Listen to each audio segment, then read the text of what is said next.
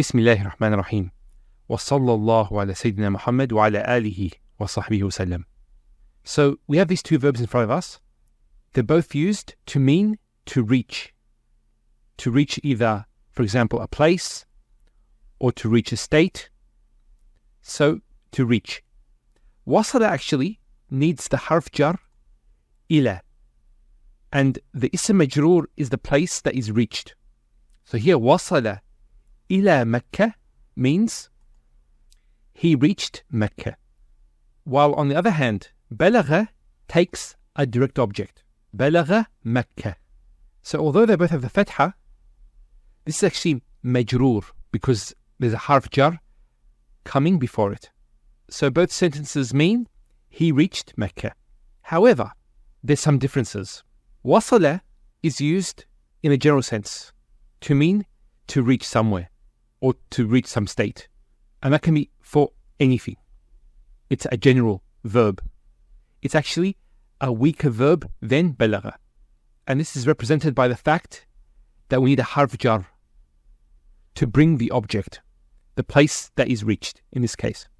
It's an indirect object. On the other hand here, balagha takes a direct object. It's a stronger verb.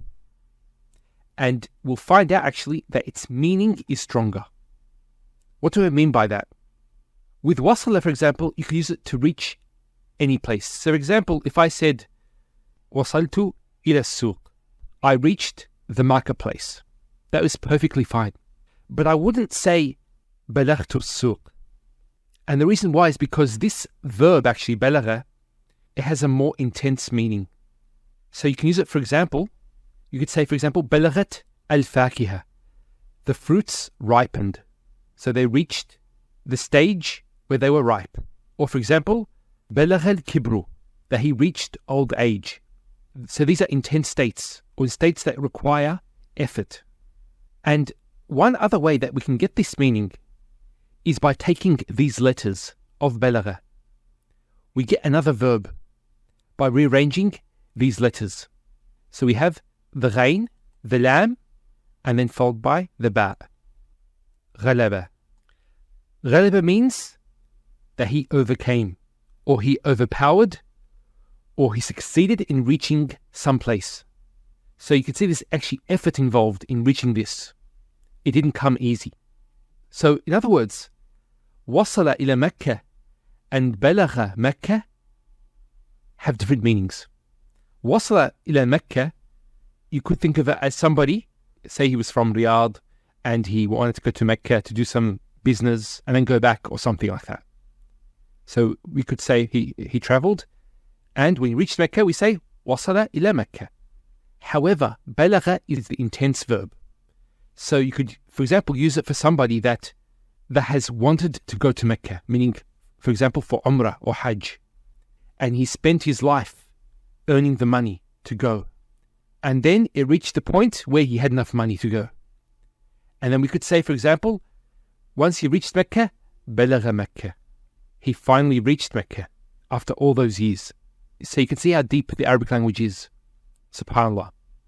Let's take examples from the Quran. What we'll do is we'll find a usage of wasala being used for something physical, to reach something. In Surah Hud, and this is speaking when the angels came to Ibrahim alayhi salam, and he cooked for them the ijl, the roasted calf. And it says, فَلَمَّا رَأَى أَيْدِيَهُمْ لَا تَصِلُ إِلَيْهِ. When he saw their hands not reaching for it. In other words, for the food. So here the verb tasilu is used. So it's something easy to do. It's reaching over with your hands to eat. Now the word balagha, as we said, was to reach somewhere, but there was effort involved. So it's used, for example, for a journey. In Surah Al-Kahf, Allah subhanahu wa ta'ala says regarding Musa alayhi salam and his fatah, his servant, فَلَمَّا بَلَغَا جَمْعَ بَيْنِهِمَا. When they reached the junction between them, meaning between the two seas. So they actually traveled a large distance. So here the verb balagha is used. So there are two examples of that, and we hope you benefited from the lesson. please subscribe to the channel. Assalamu alaikum wa rahmatullahi wa barakatuh.